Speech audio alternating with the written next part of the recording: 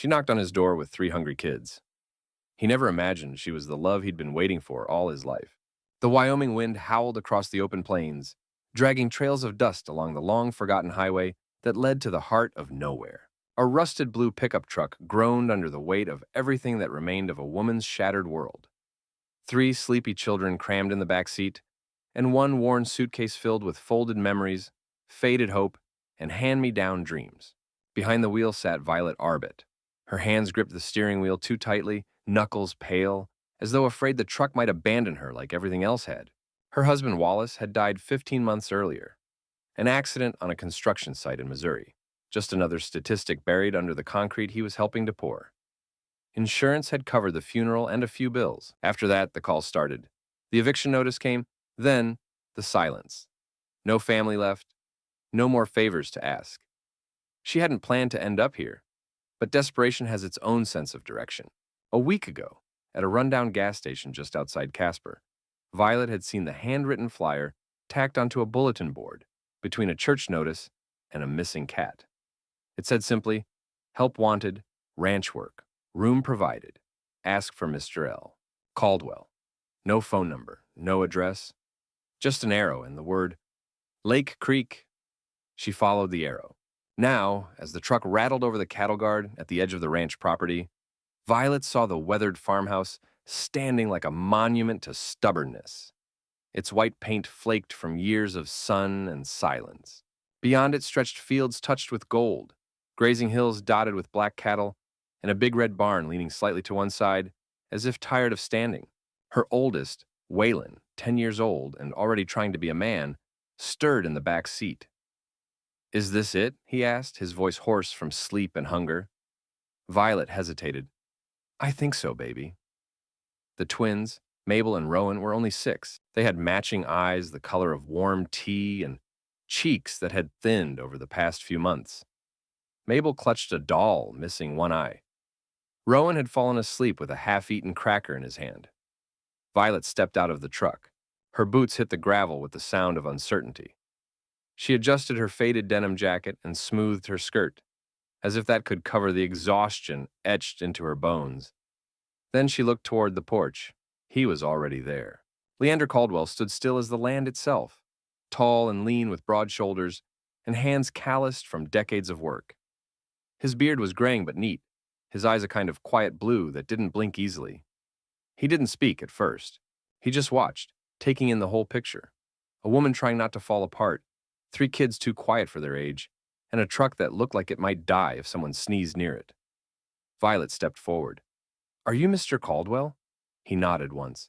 "I'm Violet Arbit. I saw your note. I can cook, clean, work in the fields. My kids, they don't bother me," he said, cutting in gently. His voice was low, like river stones shifting in slow water. "You've come a long way." "I didn't have a choice," she said, and something in her voice cracked just for a second. He didn't ask more, didn't pry. Just turned toward the farmhouse and motioned. "You can stay in the guest house out back. Got heat? Beds. I'll show you around in the morning." For a moment, she didn't move. She had imagined rejection 100 times. Him slamming the door, laughing in her face, demanding to know why she thought she was good enough. But instead, she'd been met with silence and space. And for the first time in months, someone had made room for her. Violet opened the back door of the truck and helped the twins out. Waylon followed, carrying the suitcase. Leander stepped down from the porch and grabbed the second bag from the truck bed without being asked. It was heavy with canned goods and what little dignity they had left. As they walked toward the small cabin behind the main house, the wind began to settle, as though the land itself was holding its breath. The door creaked open and warmth spilled out. Nothing luxurious, but clean, real, human. "Thank you," Violet whispered once the kids were inside. Leander paused at the doorway. "I lost my father 9 years ago. Since then, it's just been me and the land. Quiet's good, but sometimes it's too good." He didn't smile, but something softened in his face. That night, Violet tucked her children into unfamiliar beds and sat by the window as the stars blinked awake over the Wyoming sky. She didn't sleep, but for the first time in a long while, she didn't cry either. Something about the silence here was different. It wasn't empty. It was waiting. The morning came early on the Caldwell Ranch, earlier than Violet had remembered mornings could come. Before the first hint of sunrise, a sharp knock on the cabin door pulled her from shallow sleep. She rose quickly, careful not to wake the children, and opened it to find Leander standing there, already dressed in his worn flannel wide-brim hat in one hand, a steel thermos in the other. "Coffee," he said, offering it like an olive branch. "We start at 5." She accepted the thermos with a grateful nod, the warmth of it surprising her as much as his unexpected kindness. Leander didn't wait for a reply. He simply turned and disappeared into the gray morning. By 6, she'd had her first lesson in ranch life. Milking the cows wasn't the romantic picture she'd once seen on a postcard. It was messy, awkward, and tiring. But Violet had never been afraid of work. Her hands, already chapped from dish soap and laundry water back in Missouri, quickly adjusted to the rhythm. The barn smelled of hay, earth, and animals, but also something else, something rooted and honest. Leander showed her how to feed the chickens, how to check the water pumps, how to secure the gates. He didn't talk much, but when he did, his voice was instructive, patient, and never condescending. She learned quickly that nothing went to waste here. Not time, not food, not energy. Every motion had purpose, and so she moved with it, even when her back ached and her arms trembled.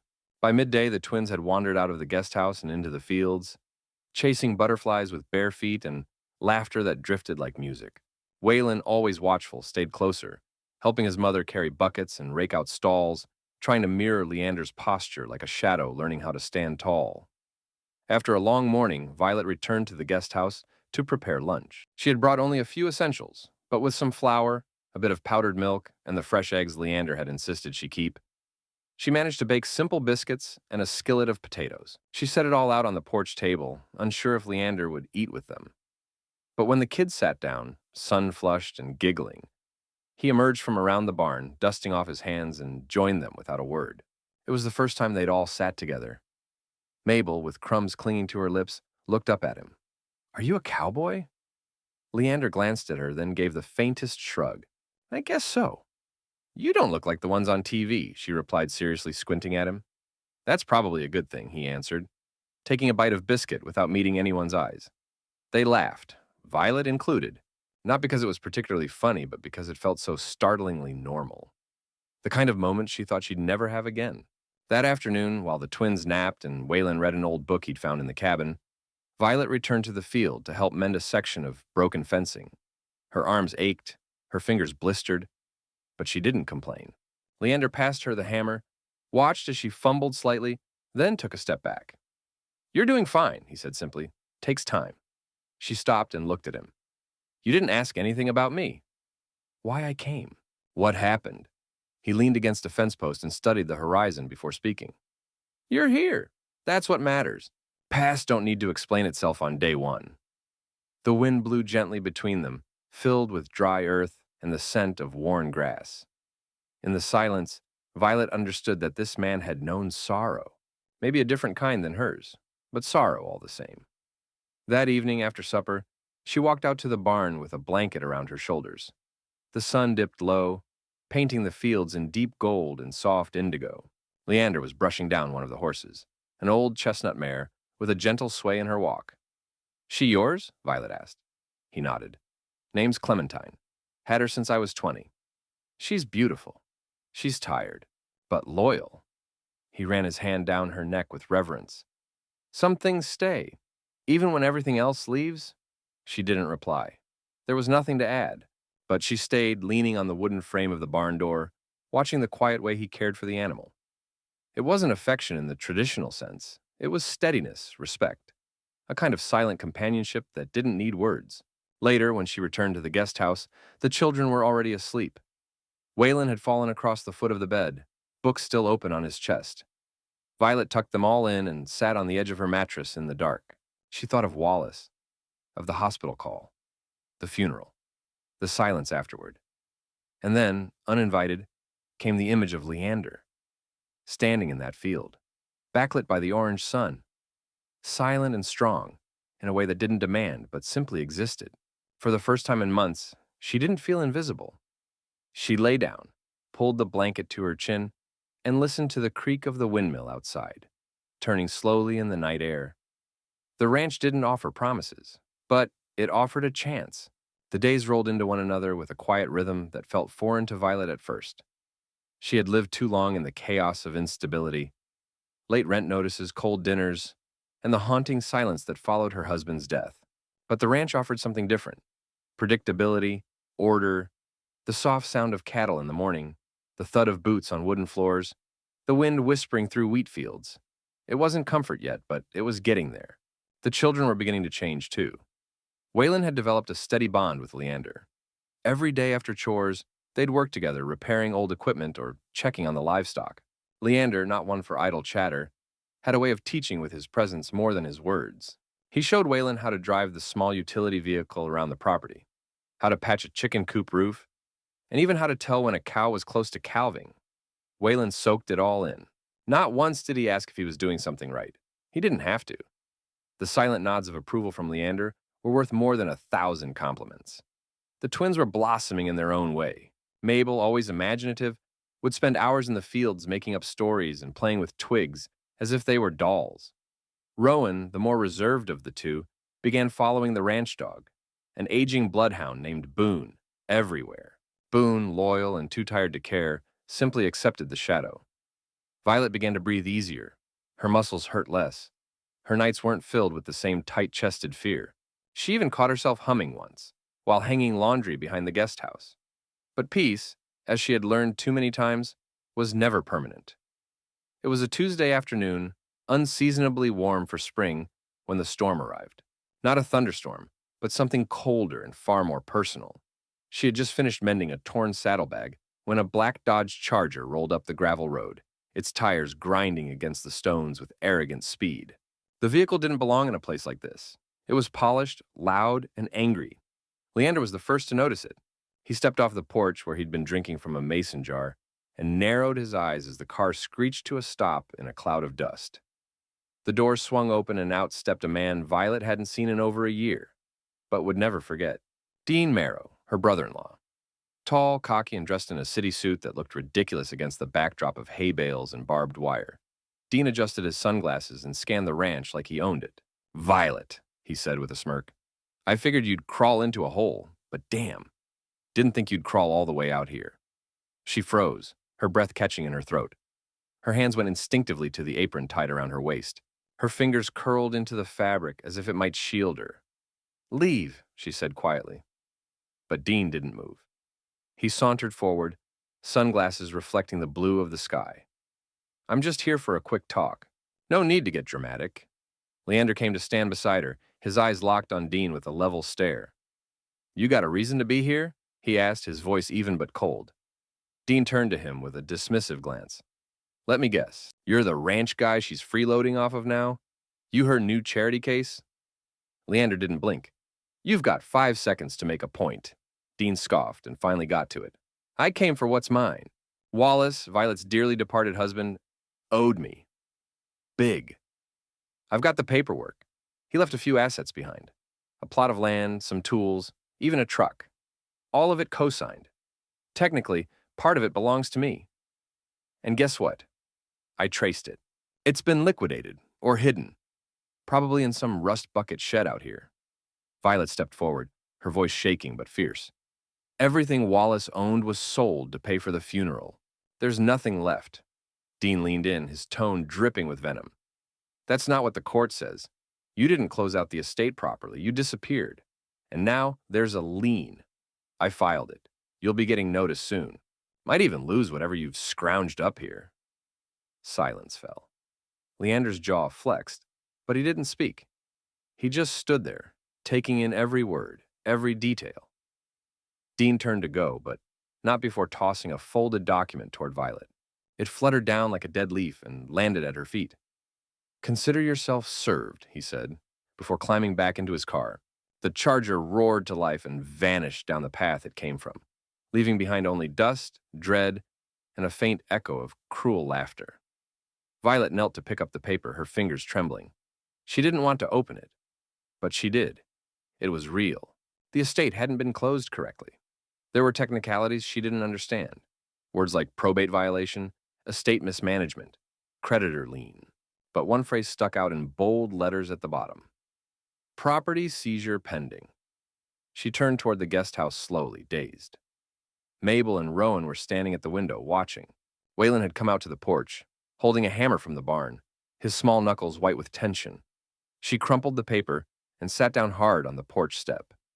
Leander stayed beside her, not saying a word. And then, after a long moment, he spoke. "We'll fight it." Violet looked up at him, tearful. "How? I don't even know how to read half of that legal garbage. I don't have a lawyer. I don't have money." "I've got land," he said, calm but resolute. "And tools and cattle. We'll figure it out." "But it's not your fight," she whispered. He met her eyes for the first time that day. "It is now." And that was when she realized something. Leander Caldwell wasn't just giving her a place to stay. He was giving her something no one had offered in a long, long time. A reason to stand up and fight back. The days that followed felt like walking through water with stones tied to her ankles. Violet moved through her chores with a sense of heaviness she couldn't shake. Every shovel of feed, every load of laundry, every dinner she stirred. Each task came with the gnawing knowledge that everything she was beginning to rebuild could be ripped away. Dean's visit had been like a wolf at the door, reminding her how thin the walls of peace truly were. And now the children sensed it too. Waylon had grown quieter, more watchful than ever. He kept close to Leander, mimicking his every move like a soldier watching his general. Mabel and Rowan began waking up in the middle of the night again, crawling into Violet's bed, whispering questions she didn't know how to answer. "So are we going to have to leave again, Mama?" Violet would hold them, kissing their foreheads, lying with all the strength she had. "No, baby, we're safe here." But the cracks were forming.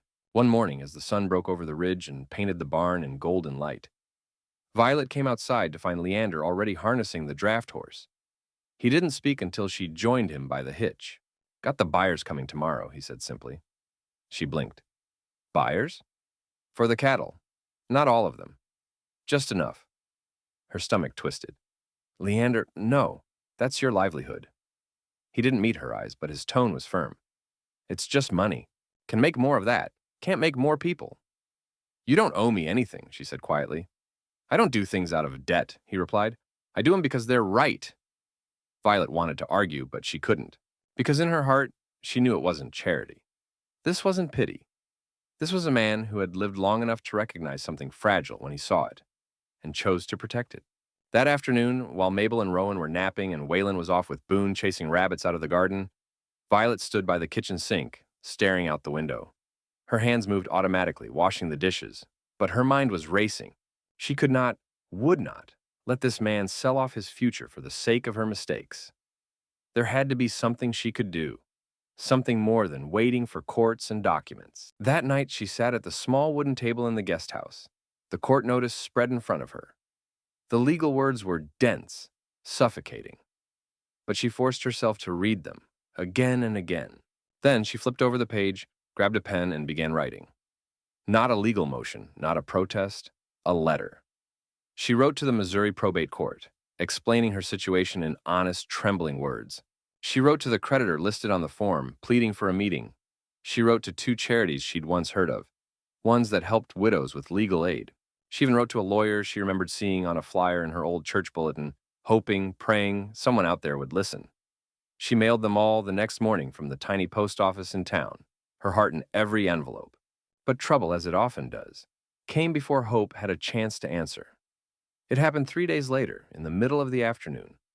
Just as Leander and Waylon were out in the far field, fixing irrigation lines, Violet was inside with the twins, helping them sort through a puzzle set someone had donated to the ranch. A knock came at the door, not a gentle one, sharp, impatient. She opened it to find a man in a uniform, a local officer. Ma'am," he said, flipping open a leather folder with a document inside. "Got a temporary freeze order on all vehicles and equipment associated with this property. It's tied to an unresolved estate issue." Her stomach dropped. "What does that mean?" "It means I need to document and photograph the ranch truck, any registered machinery, and you'll be receiving another notice soon. This is just preliminary." He wasn't cruel, just matter of fact. Doing his job, but it didn't soften the blow. After he left, Violet stood frozen in the doorway, the twins clinging to her legs. The sky, once a clear and honest blue, seemed to press down with the weight of everything collapsing again. When Leander returned, she didn't speak. She just held out the paper with shaking fingers. He read it, jaw tight, But then he did something she didn't expect. He took off his hat, sat on the porch steps, and let out a long, exhausted breath. "I thought I could shield you from all this," he said quietly. "Thought if I worked hard enough, it'd stay away." "It's not your fault," she whispered. He looked at her, really looked. "It's not yours either. But I need you to know something, Violet. You and those kids, you're not just passing through. This place doesn't feel empty anymore. I hadn't realized how loud that quiet had gotten until you walked in." She sat beside him, the sunset staining the porch in amber light. "I'm trying. I've sent letters, I've reached out. I don't know if any of it will help, but I can't just sit here." His voice was soft. "That's more than most would do." The silence stretched between them. No longer sharp, but filled with something warmer, deeper. Not quite love, not yet, but the beginnings of it, the kind that grows quietly like roots under snow. That night, while the kids slept, a storm rolled in from the north. Thunder growled across the plains, and rain pounded against the metal roof. Violet lay awake listening to it, heart racing, not from fear, but from something else. A question. How do you begin again when everything has been taken? And deep down, a small, trembling answer whispered back, with someone who stands beside you when you have nothing left. The storm had passed by dawn, but it left the land soaked and heavy. The grass clung to boots like stubborn grief, and the sky hung low, still bruised with lingering clouds. Violet stood in the kitchen of the guest house, pouring coffee into 2 chipped mugs. Her fingers trembled slightly, not from cold, but from the weight of thoughts that hadn't let her sleep. She stepped outside and found Leander near the barn, tossing hay to the horses, his flannel soaked through from the morning mist. Without a word, she handed him one of the mugs. He took it with a simple nod and leaned against the stall door, sipping slowly. They stood like that for a while, 2 figures stitched into the same silence. Then, Violet broke it. "I found something yesterday," she said, eyes focused on the damp horizon. "Up in the attic above the guest house." Leander turned his head. "Attic?" She nodded. "I was looking for more blankets for the twins. There's a box up there, letters, a stack of them, addressed to someone named Mary Ann." His expression changed, just slightly. His jaw tightened. His grip on the mug adjusted. "They're from you," she added, her voice quiet but steady. "Your handwriting. Your name." For a long moment, Leander didn't speak. His eyes drifted toward the barn's edge, where Boone lay curled in the hay, snoring gently. "She was supposed to be my wife," he said finally, each word spoken like pulling stones from deep water. "We were engaged, back when I was 25. She was the daughter of a preacher from a town south of here. She used to help out at the church fairs, sell pie with her mother. I met her on a Thursday, proposed the next spring." Violet said nothing, letting him go on. "She died in a car wreck. A week before the wedding." He took a long breath. "Drunk driver ran a red light. She was coming back from the florist. We just picked out the bouquets together." Violet felt her chest tighten. "I'm so sorry." Leander gave a small nod, as if it was too late for apologies to mean anything. "After that, I stopped going into town much. Stopped letting folks in. Letters were the only way I knew how to keep her close. I wrote them even after she passed. Put them up there when I ran out of things to say." The wind blew between them, soft but sharp. "I didn't read them," Violet said gently. "Just saw your name and hers. That was enough." He looked at her then. Really looked. His eyes lined with years, with loss, with the kind of ache that doesn't scream but hums beneath the skin. But there was something else too, something different than sorrow. There was trust. Later that day, while Waylon was helping repair a fence and the twins were inside coloring, Violet returned to the attic. This time, with Leander's quiet blessing, she opened the box carefully as if disturbing a sacred place. The letters were bound with a red ribbon, faded and fragile. One envelope near the bottom had never been sealed. The paper inside looked newer, as if written later after many years had passed. Her fingers hovered over it for a long time before she finally lifted it out. It wasn't addressed to Marianne. It was addressed simply, "To the one I might someday meet." She sat on the wooden floorboards and unfolded the paper. "If you're reading this, I suppose I've begun to believe again. I don't know your name. Don't know if you'll come with laughter or tears, with children in your arms or scars on your soul. I only hope I'll be wise enough to recognize you. and brave enough to open the door. If I seem quiet, it's not because I don't feel, it's because I once felt too much. If I keep my distance, it's not pride. It's fear of bearing another piece of myself. But if you stay, if you look at this broken ranch and see something worth building again, then maybe we both still have a chance. LC. Violet read the letter twice, then a third time. The paper shook slightly in her hands, but her heart felt strangely still.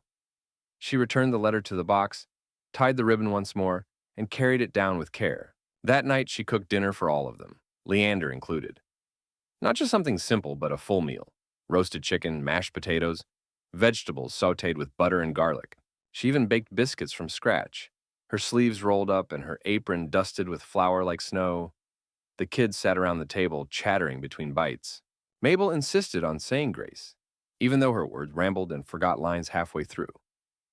Leander didn't interrupt. He bowed his head respectfully and said, "Amen," with the same gravity he gave everything else. When the plates were cleared and the twins were tucked in, Violet found herself back on the porch with Leander, the stars above glowing faintly behind drifting clouds. "I read the letter," she said softly. He didn't pretend not to know which one.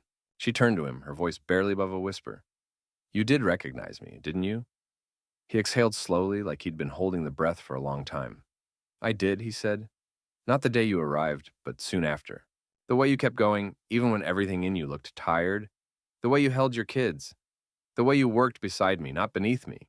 She stepped closer, so close she could smell the faint scent of hay and soap on his flannel. "And now?" He looked at her. "Now I know for sure." Neither of them said the word love. It didn't have to be spoken. It was there, in the stillness between heartbeats, in the way his hand brushed hers when they both reached for the railing, in the fact that for the first time since she arrived, he didn't walk away first. That night, Violet lay awake not out of worry, but because for the first time, she was wondering what it would be like to stay.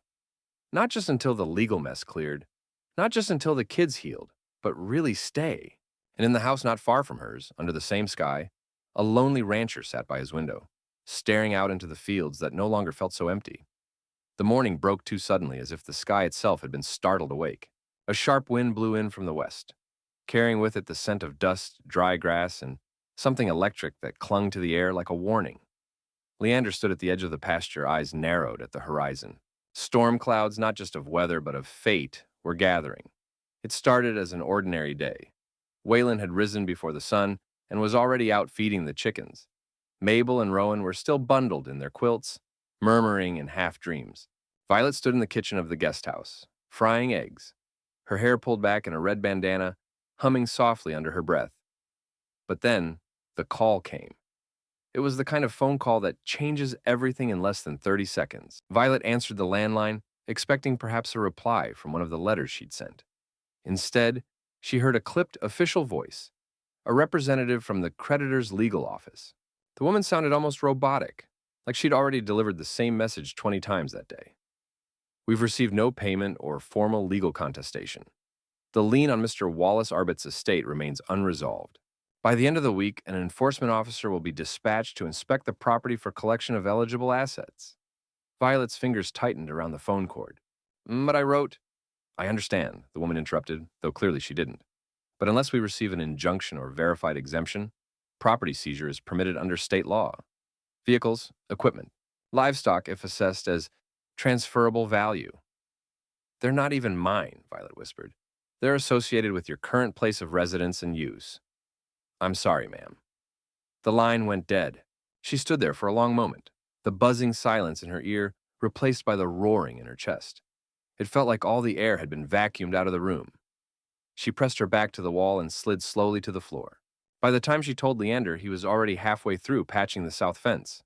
He didn't react with anger or panic, just a grim, tired acceptance. "Well," he said, setting down his gloves, "then we've got to make a choice. Do we sit and let them take it, or do we take it back before they arrive?" Violet blinked. "How do you mean?" He gave a faint, grim smile. "I mean we go down fighting. We sell what they can't touch, get cash in hand, and call in the only lawyer I know who doesn't charge more than he's worth." She hesitated. "But that's your land, your tools. You shouldn't have to lose any of it because of me." He stepped closer, gaze hard. "This isn't about losing. It's about keeping what matters. You and those kids? You're worth more than any damn tractor. Violet didn't cry. She'd already used up those tears long ago. But something broke inside her again, not from grief this time, but from the impossible weight of someone choosing her. Not out of obligation, not out of guilt, but because he saw her as worth the cost. Together they acted quickly. They spent the next 2 days preparing. Leander contacted a neighbor named Ellis, an old cowboy with more connections than teeth, who helped set up a quiet livestock auction. Violet went through every possession she had left, boxing up old clothes, even pawning her wedding ring. It wasn't out of bitterness. It was survival. They drafted a letter to the court, adding Leander's signature and a notarized declaration from the sheriff, verifying her active work residence. It wasn't a magic bullet, but it might buy time. The night before the enforcement was scheduled, the weather turned mean. Wind howled through the canyons and rattled every window pane. Violet lay awake, staring at the ceiling while the twins slept on either side of her, curled in tight balls like kittens. In the distance, she heard the soft creak of the windmill and the low groan of the barn walls shifting in the wind. Then, the smell of smoke. It was faint at first, like a memory, but then it came stronger, acrid, real. She bolted upright and rushed to the window. The barn was on fire. Flames licked the night sky, orange and furious, devouring the edge of the roof. Sparks jumped like angry ghosts. The animals inside, horses, goats, chickens, cried out in panic. She screamed for Waylon, grabbed Mabel and Rowan, and rushed out barefoot into the icy dirt. Waylon, already awake and pulling on boots, raced ahead toward the barn. Leander was already there, hacking at the stable lock with a crowbar, coughing from smoke, his shirt soaked in sweat and ash. "Get the kids back," he shouted, voice hoarse. "I'm not leaving you," she yelled, setting the twins down beside Boone, who herded them instinctively toward the fence. Then she ran into the smoke. Inside, the air was thick and hot. One of the beams had already collapsed, and flames were crawling across the rafters like spiders. She and Leander worked blindly, releasing horses from their stalls, guiding them out, shouting over the roar of fire and terror. A goat charged past her. Chickens flapped in a frenzy. Violet's lungs burned, her eyes streamed. Then a crash. One of the hayloft beams collapsed, pinning Leander by the leg. He didn't cry out, but she heard the thud, the shift in air. She turned, saw him beneath the smoking timber, struggling to free himself. She ran to him, adrenaline stronger than fear. "Go!" he rasped. "Get out!" "No!" she shouted, gripping the beam with both hands. It was heavy, dead weight soaked in fire and heat. But she braced her back, pushed with her legs, and screamed. The wood shifted just enough. Leander pulled free, crawling forward as the roof above began to creak and sag. They staggered out together, stumbling into the cold air, just as the barn behind them collapsed in a fury of sparks and flame. They fell into the dirt, coughing, gasping, ash covering them from head to toe. The kids came running, followed by Ellis and 2 other neighbors who'd seen the fire from their homes. Buckets were useless now, it was too late. The barn was gone, but the animals were safe, and so were they, later wrapped in blankets near the fire pit. Violet looked at Leander's scraped face, the raw blister on her own palm, the sleeping children tucked in Ellis's truck, and said with quiet certainty, "If I ever doubted why we were here, I don't anymore." Leander met her eyes, the firelight dancing in their blue depths. "You saved my life." "You saved ours," she whispered. The barn could be rebuilt. But that night, in the middle of ruin, something unspoken was finally built between them. Something fireproof. Morning came slow and gray, as if the sky itself mourned the blackened ruin where the barn had once stood. Smoke still curled lazily from the charred remains, and the scent of wet ash clung to the air like an old ghost. The fire had taken more than wood. It had taken history, memories. Leander's father had built that barn with his own hands. Violet knew it was more than just a building to him. It was legacy, loss. But Leander didn't grieve out loud. Instead, he woke before anyone else, tied a bandage around his burned ankle, and limped to the field to feed the animals they'd saved. Boone followed loyally, his gait slow with age, yet steady as ever. Violet stepped outside with a mug of coffee and watched him through the pale morning mist. She should have felt defeated, crushed, but what she felt instead was fire of another kind. a stubborn, rising strength. She wasn't the same woman who had stepped off that rusty truck weeks ago with 3 scared children and nothing left to lose. She was standing taller now, and she wasn't leaving. The legal threats still loomed like a coming storm, but something had changed. That afternoon, a truck pulled into the drive, old, tan, and humming with tension. A man climbed out in a pressed suit, briefcase in hand. Not a local, too polished, too detached. Violet recognized the type. She'd seen plenty like him in courtrooms, in landlord offices, at banks. Leander met him on the porch. He didn't offer a handshake. I'm Henry Lott, the man said, adjusting his glasses. I represent Fairmont Holdings. I'm here for a property assessment regarding the unresolved lien. Equipment, livestock, vehicles. Standard protocol. Violet stepped forward, arms folded. You got ID? The man blinked at her, a bit surprised by her directness, but handed over the badge. It was real. We received no formal delay or injunction request, he continued. So we're proceeding with inventory. This is your last opportunity to submit proof of ownership or legal exemption. Leander's voice was like stone. The livestock is in my name. You're not taking a damn thing. Lott opened his folder.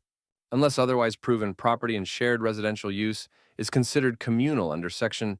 I have documents, Violet interrupted sharply. Filed with the court, certified 3 days ago. You should have them by now. The man blinked, clearly not expecting resistance. If that's true, then once it's processed, it is being processed, she said. And until it is, you can walk the perimeter and take your notes.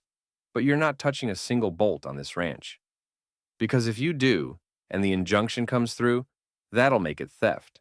And I'll testify to it under oath. For a moment, silence fell. Waylon stepped onto the porch behind them, arms crossed just like Leander's. The twins peeked out from behind the curtain inside the guest house. The whole ranch, tired and bruised, stood still, watching, waiting. The man cleared his throat. I'll file a status update and return when the court replies. He turned, a bit paler than when he'd arrived, and drove off without another word. Violet let out a breath she hadn't realized she was holding. Her knees nearly gave out, but Leander's hand was there, steady, warm, grounding. You were fire, he said, just under his breath. Pure fire. She laughed, shaky, brushing back her hair. I was terrified. You didn't look it. They sat on the porch together as the sun began to break through the clouds. Leander took her hand, not dramatically, just simply, like it had always been meant to fit there. And then, hours later, the call came. Violet stood in the kitchen, the twins on the floor drawing with crayons. When the old landline rang, it was the lawyer, the one she'd written to weeks ago, the one from the church bulletin in Missouri. He had received her letter. He had read every word. You've been through hell, Miss Arbit, he said over the line, his voice deep and kind. But you didn't run. You fought back. I called in a favor with a contact in the county office. Your injunction was accepted this morning. The lien is temporarily frozen. You bought yourself time, maybe weeks, maybe more. Violet put a hand over her mouth. She couldn't speak. She could barely breathe. And the estate will still need to be closed properly, the lawyer added. But I can help with that. I'll do it pro bono. She finally found her voice. Why? You don't even know me. There was a pause on the other end. Your husband worked on my brother's site. He saved his life during a partial collapse.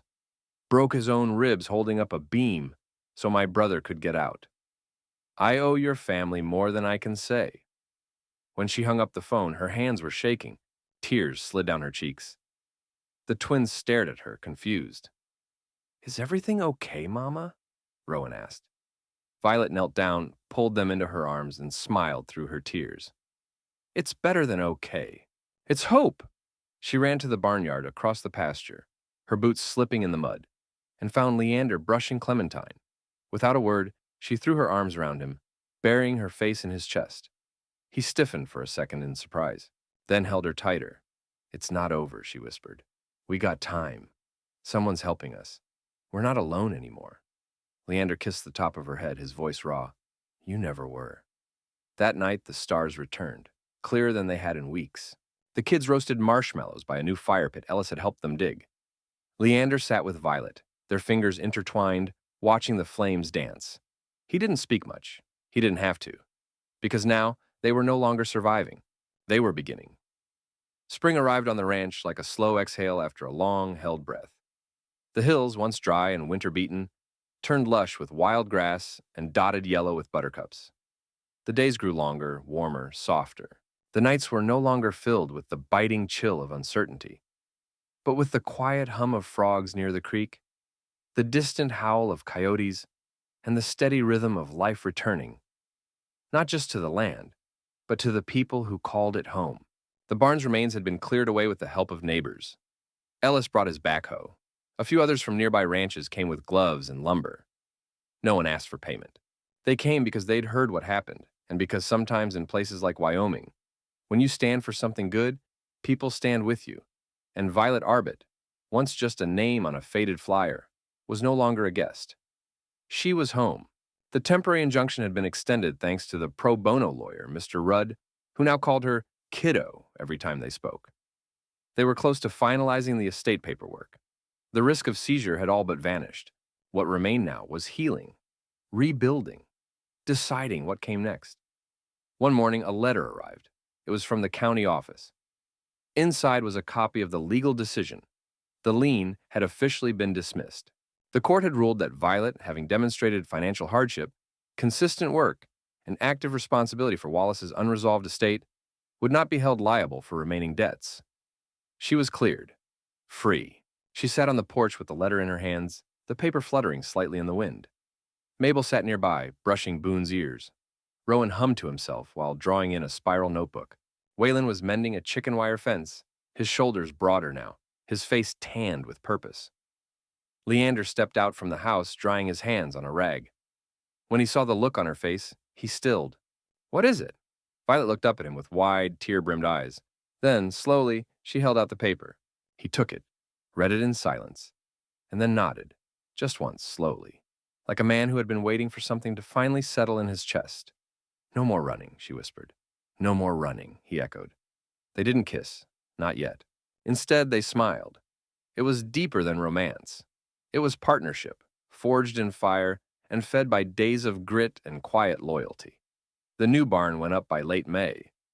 It wasn't as big as the old one, but it was strong, honest, built by hands that had known loss and chosen love anyway. The children painted the doors red, a little crooked in spots, but Violet didn't correct them. It made the place feel real.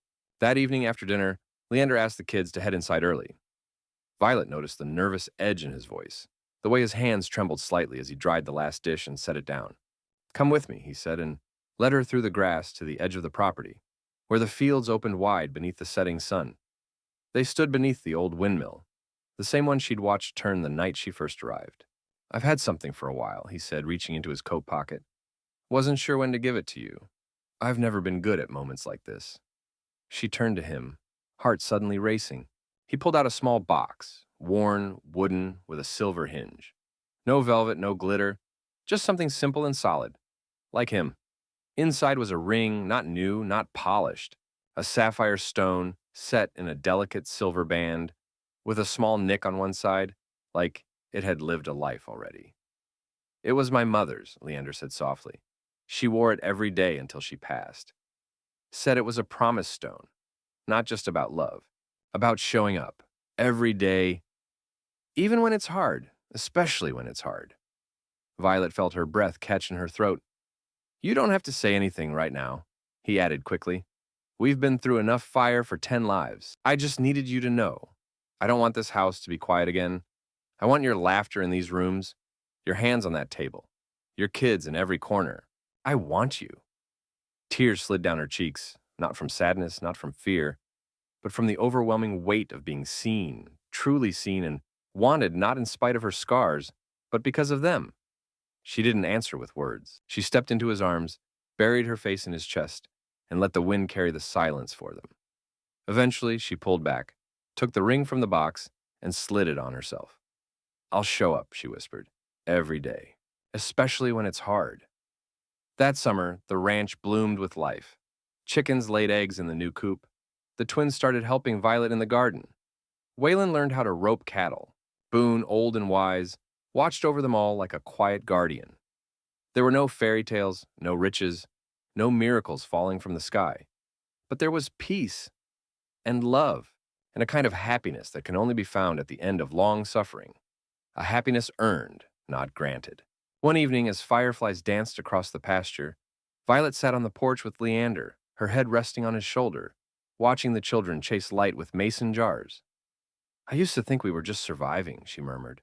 He kissed her forehead. We were. And now? He looked out at the land, at the barn, at the sky burning orange with sunset. Now we're living. In my view, the ending of this story is not just satisfying, it's deeply earned. Violet and Leander's journey wasn't a fairy tale wrapped in perfection, but a raw, honest portrayal of two broken souls who refused to give up. The fire, the legal battles, the exhaustion, they weren't just obstacles, they were mirrors, reflecting who they really were. Resilient, selfless, quietly heroic. What makes this ending powerful is its simplicity. There's no grand fortune, no sudden miracle, just love, trust, and the decision to stay, to build, to heal. It's a reminder that sometimes the truest kind of love doesn't shout. It shows up in the morning chores and shared silence, and being chosen over and over when things get hard. And in the world we live in, that kind of ending isn't just happy, it's revolutionary.